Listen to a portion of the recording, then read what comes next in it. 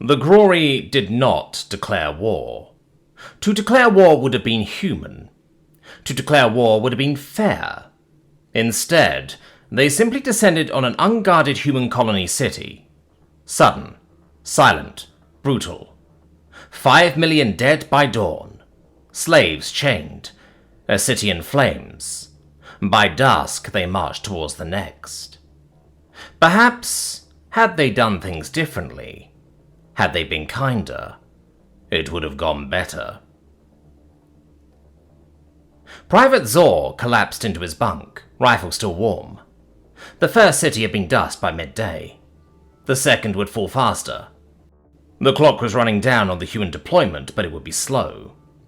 With every other conquered race, it always had been. The peaceful races were slow to rally, armies scattered. Fools, he thought. What is a colony without a garrison? The Glory home planet did not have bees. It had similar enough things, small flying animals, but none that swarmed like bees. None that formed hives. This was mostly irrelevant, but perhaps it might have helped if Zor had seen a bee. Probably not. The first one skittered into camp at moonrise. Fist-sized, six-jointed, a crude iron shell stemmed from the porous metal. It clanked like a broken clock. Zor crushed it beneath the heel of his boot, grinning as it popped with a flash of lithium green flame. "Toys!" he barked to his lieutenant. Then the horizon began to buzz. The sound started deep in Zor's skull. Subsonic. Throbbing. Chewing at the edges. He stumbled out of the tent as searchlights at the edge of camp flickered, then went dark. Then the stars began to vanish, one by one, and the cloud of crudely hewn iron was overhead. A tide of black metal shells, pockmarked with crude welds. No eyes, no claws, just the faint glint of torchlight reflected in lenses. "Open fire!"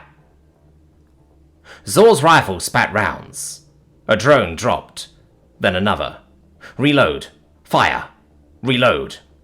He killed 6. 6! The swarm did not thin. The swarm did not care. This was not a fight of skill or valor. This was a fight of arithmetic. A drone latched onto his rifle. For a second they stared at each other, him panting, it faceless. Then the shaped charge at the center of the device detonated, spearing a jet of hot copper through the gun's firing chamber. He tossed it to the ground, drew his pistol. 5 shots. Then, a drone melted it to slag. He stumbled back, looking for something, anything to fight back with. A Grorok BT-3A main battle tank, treads torn to shreds, fired a shell into the swarm, vaporizing a dozen drones. And then 100 ran themselves down its barrel, thermite charges welding it shut. The crew fled, unharmed, until the commander reached for a sidearm. An explosion peeled his fingers back to the knuckles. "Fall back!" roared the Grand Admiral. A drone clamped onto his shoulder. He swatted at it, then screamed. A crackle of magnesium and ball bearings deprived him of shoulder, of ear, of half a face. Nowhere to fall back. A truck, somehow spared as yet, tried to ram its way free. The drones were more a wall than a cloud now. It skidded as its tires burst. Then the drones swarmed the cabin. More thumps, then screams. Command staff, forever left with injuries that would not kill, would not heal. The Glory had broken the Geneva Conventions before they had ever known their protection. They spared those who knelt.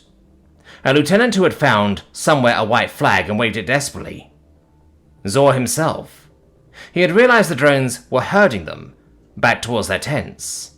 Tents which now had ever so many buzzing eyes. He led them. None of them slept that night. It was pockmarked with explosions as drones searched the camp. For guns, for knives, for particularly heavy sticks. They welded them all into a pile of slag at the center of the camp.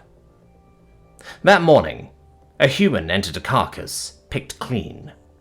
She wore no armor. A simple, tidy black military uniform and a light backpack. drones flitting in and out of it every few seconds. A small drone hovered in front of her face, translating her words into crude glory. You killed 5 million of ours. We will kill 50 of yours. Your emperor, his generals, his brood. The drone projected a hologram. Their emperor, fleeing through a dead forest. A drone latched onto his right leg, severed it in a flash of white. Another took his right arm. He crawled and they let him. Hours later, they took an eye, then an ear. Your royalty begs for death, said the human. But you'll live. You'll rebuild our cities. You'll wear our clothes. Teach our hymns to your children. Vote in our elections. A drone finally latched onto the Emperor's forehead and sent a stream of molten copper straight through his brain. You will live. You might thank us one day, but you will no longer be glory. You will not be slavers, or murderers, or warriors. You will be human. Zor swallowed. Or? All it took was a slight increase in the pitch of the drones in the camp to convince him of the futility of that.